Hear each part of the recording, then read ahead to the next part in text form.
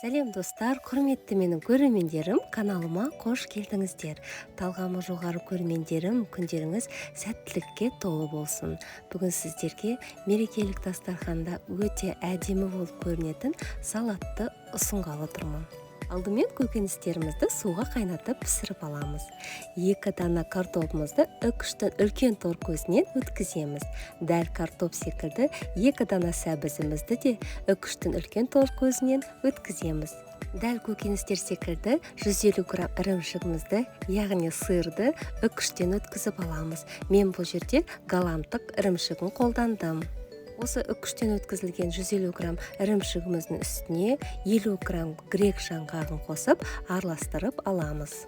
1 дана пиязымызды майда төркөздерге, яғни кубиктарға турап аламыз. Майдалап туралған пиязымызды қызып тұрған табада қуырамыз. Достар, егер де сіздерге ұсынылып отырған салатым ұнаған болса, төменде комментарий бөлімінде өз пікірлеріңізді қалдыра кетіңіздер. Алып қосарларыңыз болса, салатым ұнады ма, ұнамады ма, қай қаладан, қай елден дегендей сіздердің әрбір пікірлеріңіз бен лүпілдеріңіз мен үшін өте маңызды. Енді диаметрі 26 сантиметрлік тарелкамыздың үстіне дөңгелек формамызды қойып, алдын ала туралған 300 грамм тауық етін салып шығамыз. Тауық етімізді картоп езгіш құрылғымен осылай басып аламыз. Одан кейін үстіне майонезімізді жағамыз. Майонезімізден кейін үкіштен өткізілген 2 дана картопымызды толығымен салып шығамыз. Оны да картоп езгіш құрылғымен осылай басып шығамыз. Татымына қарай тұз себеміз. Егер сіздер бұрышты да қаласаңыздар, бұрышты себуге болады. Картоптан кейін қуырылып алған пиязымызды салып, үстіне майонезімізді жағып шығамыз. Майонезімізден кейін 2 орташа сәбізімізді де толығымен салып шығамыз. Татымына қарай тұз себеміз.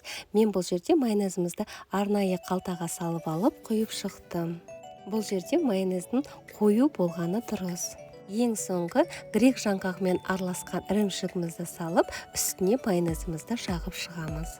Құрметті менің көрермендерім, каналымның дамуына үлестеріңізді қоса отыруларыңызды сұраймын. Ол үшін алдымен каналыма тіркелмеген болсаңыздар, төменде подписаться батырмасы мен қоңырауша белгісін баса кетіңіздер. Сол кезде ең алғаш болып жүктелген видеоларымды көре аласыздар. Төменде поделиться батырмасында басып, осы видеомен әлеуметтік желіде достарыңызбен бөлісе кетсеңіздер. Сіздердің әрбір лүпілдеріңіз бен пікірлеріңіз мен үшін өте маңызды. Енді салатымызды әсемдеуге кірісейік. Ол үшін 1 дана қиярымызды көкөніс ашқыш құрылғымен ұзын жолақтарға кесіп аламыз. Қиярымызды ортасынан бүктеп, салатымыздың шетіне дөңгелетіп қойып шығамыз.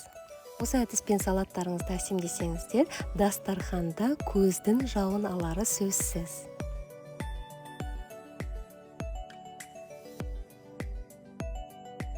Қиярымызды салатымыздың шетіне жағалай қойып шықтық. Енді бірнеше қабат шайылған жүгерімізді ортасына дөңгелетіп саламыз. Салатымызды тоңазытқышқа қоюдың қажеті жоқ. Мен форманы бірден шешіп алдым. Салат өзінің пішінін әдемі ұстап тұрды. Осымен біздің мерекелік дастарханға ұсынылатын салатымыз дайын. Астарыңыз дәмді болсын. Видеоның соңына дейін қарағандарыңызға көп рахмет. Сіздермен болған Нұржамал.